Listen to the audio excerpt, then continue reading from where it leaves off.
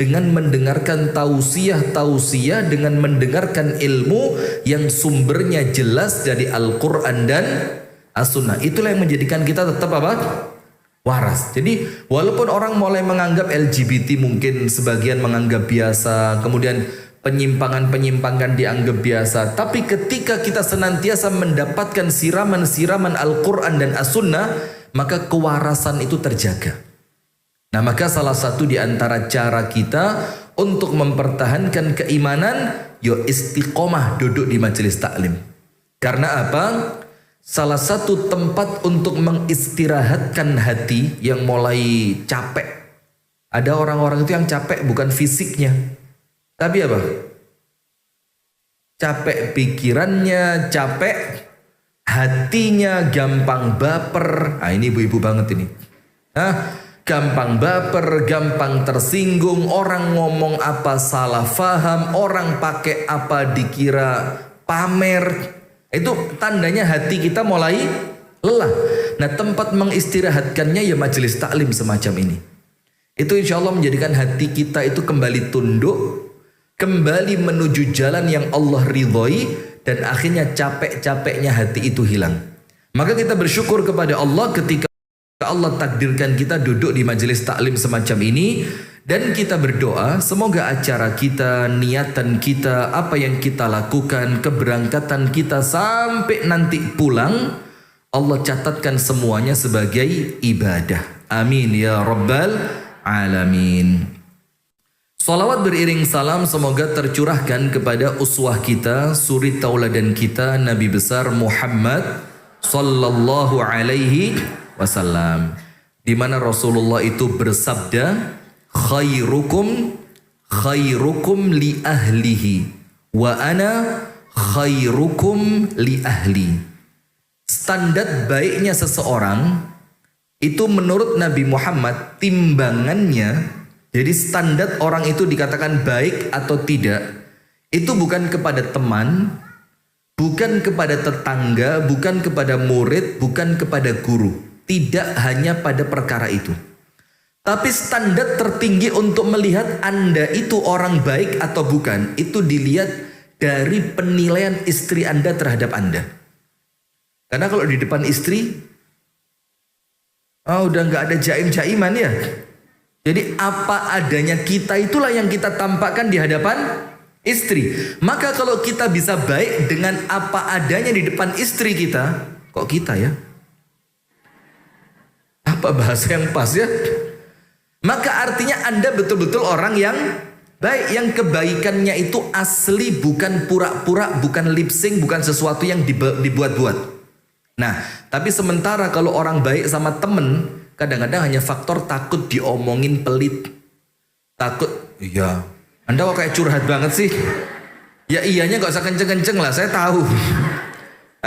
Takut dibilang pelit, nanti takut dibilang begini, takut dibilang ndak asik, takut dibilang nggak seru. Akhirnya kalau sama temen berusaha apa? Membahagiakan terus. Tapi itu palsu.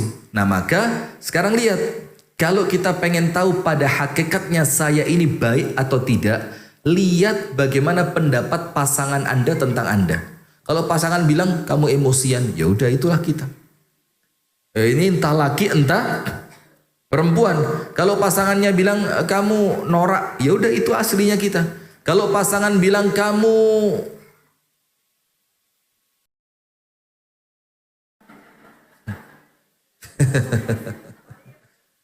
pelit, kayak ngomongnya kayak dari hati banget.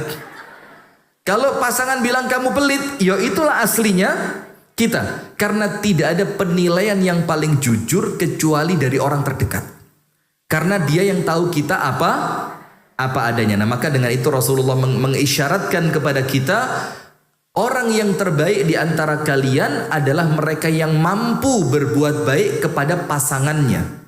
Dan akulah, kata Nabi Muhammad, orang yang paling baik kepada pasanganku di antara kalian. Dalam hadis ini jamaah dan pemirsa sekalian serta pendengar, ada dua pesan penting. Pesan penting yang pertama, berbuat baiklah kepada pasangan. Itu nomor satu. Karena kebaikan Anda kepada pasangan itu menentukan baik atau buruknya Anda. Nomor dua, Nabi Muhammad mendeklir. Mendeklir itu apa?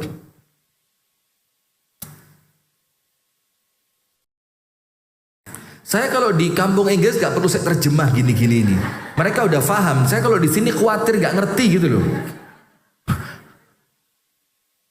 Menyatakan SMS dikirim, SMS diterima.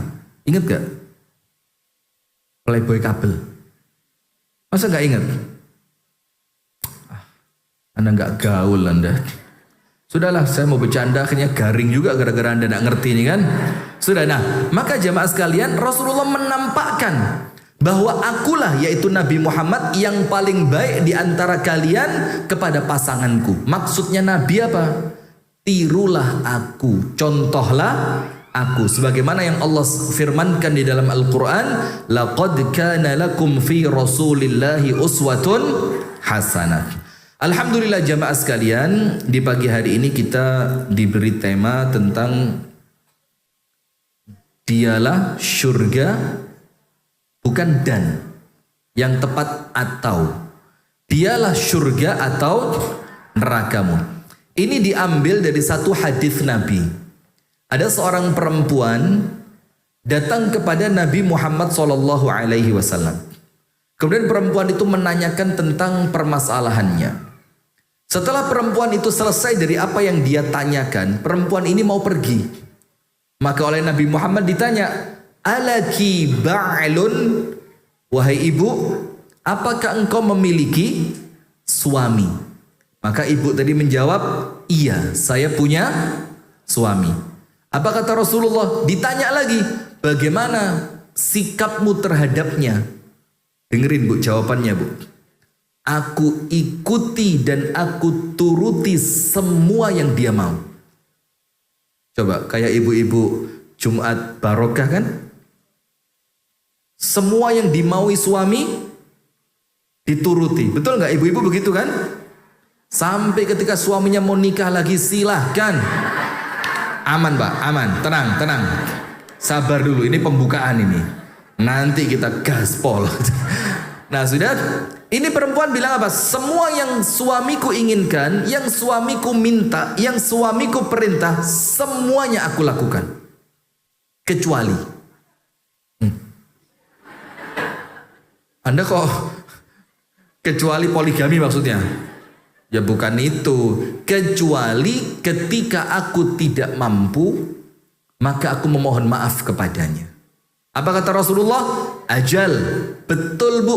Memang begitu seharusnya. Kenapa begitu? Fa innahu huwa jannatuki au naruki. Karena dia yaitu suamimu, dialah syurgamu atau nerakamu. Nah jadi judul ini diambil dari hadis itu. Bagaimana Nabi Muhammad itu menunjukkan kepada kita semua bahwa syurganya istri itu tentu setelah dia menikah itu bukan lagi terletak pada orang tuanya, tapi terletak pada bagaimana dia bersikap kepada suami. Pertanyaan pertama harus dijawab dulu. Kok istri terus sih? Kok kesannya suami enak banget ya? Harus ditaati. Istri harus menyenangkan ketika dipandang. Kalau diperintah harus nurut, harus taat. Suaminya kapan? Nah begini bu, ketika muncul pertanyaan seperti itu, ini pertanyaan yang muncul dari seorang perempuan, seorang wanita, seorang istri yang tidak menjadikan akhirat sebagai orientasi kehidupannya. Sehingga dia tidak pernah ngerti kalau taat kepada suami itu mendatangkan kebaikan akhirat. Dia mikirnya dengan taat kepada suami tertindas. Dia memikirkan kalau saya harus senantiasa apa maunya suami, saya itu sedang dijajah. Saya tidak merdeka. Maka muncul istilah sekarang independent woman lah, segala macam lah, tahu? Mana orangnya? Mana orangnya? Mau kita ceramain dia. Sampai muncul istilah independent woman lah, perempuan yang bisa independen tanpa suami dia bisa hidup, tanpa suami dia juga tetap bisa eksis. Nah, karena apa? Karena dia tidak pernah tahu bahwasannya pengabdiannya kepada suami itu bentuk ketaatannya kepada Allah. Sehingga ketika dia lupa dari sisi ketaatan kepada Allah melalui suami, dia akan menganggap enak banget suami. Emang dia siapa? Ngasih apa? Emang dia sekaya apa? Seganteng apa? Akhirnya muncul transaksional. Kenapa begitu?